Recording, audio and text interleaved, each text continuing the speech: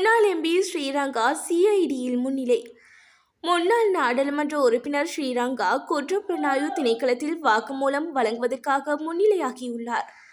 குற்றப்புலனாய்வு திணைக்களத்தின் பொறுப்பில் வைக்கப்பட்டுள்ள சுஜீவ சேனசிங்கவின் V8 வாகனம் தொடர்பில் வாக்குமூலம் வழங்குவதற்காகவே அவர் அங்கு முன்னிலையாகியுள்ளார். குறித்த வழக்கு தொடர்பில் மேலும் தெரிய வருகையில், சட்டவிரோதமாக பெறப்பட்டதாக சந்தேகிக்கப்படும் முன்னாள் நாடாளுமன்ற உறுப்பினர் சுஜீவ சேனசிங்கவின் 100 மில்லியன் ரூபாய் பெறுமதியான சொகுசு வாகனம் தொடர்பான பகுப்பாய்வாளரின் அறிக்கை நீதிமன்றத்திற்கு இன்னும் கிடைக்கப்பெறவில்லை.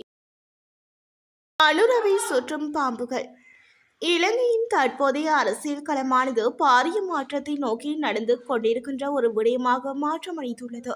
குறித்த மாற்றமானது மக்களிடையான எதிர்பார்ப்பையும் மற்றும் தற்போதைய அரசின் மீதான நம்பிக்கையும் அதிகரித்துள்ளது. காரணம், கடந்த கால அரசியல் தெரிவுகளால் மக்கள் எதிர்நோக்கிய இன்னல்களும் பொருளாதார நெருக்கடிகளும் அவர்களே பாரிய மன உளைச்சல் மற்றும் வாழ்வாதார ரீதியில் அதிக நெருக்கடிக்கு முகம் கொடுக்க வழி சமைத்துள்ளது. இதனால் மூத்த மற்றும் இலங்கையில் பரம்பரையாக அரசியலில் ஆதிக்கம் கொண்டிருந்த அரசியல்வாதிகள் மீதான தனது ஆதங்கத்தை காட்டுவதற்காக இந்த தேர்தல் களத்தை மக்கள் பயன்படுத்தி அனுரகுமார திசாநாயக்க ஆட்சியை நடைமுறைக்கு கொண்டு வந்துள்ளனர். அதிரடியாக கைது செய்யப்பட்ட பெர்னாண்டோ பிணையில் விடுதலை.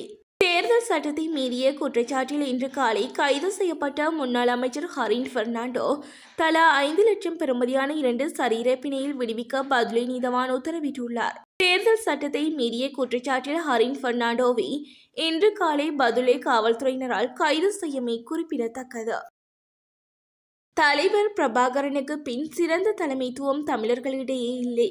ஸ்ரீதரன் வெளிப்படை. தலைவர் பிரபாகரனுடைய ஆளுமையான பார்வையும் நிதர்சனமான அவருடைய வார்த்தைகளும் ஏனைய அரசியல் தலைவர்களையும் ஒரு கட்டுக்குள் வைத்திருந்தது. அது ஒரு நல்ல தலைமைத்துவத்தை தந்திருந்தது. ஆனால் 2009ற்கு பின்னர் எம்மிடையே சிதறல்கள் ஏற்பட தொடங்கிவிட்டன.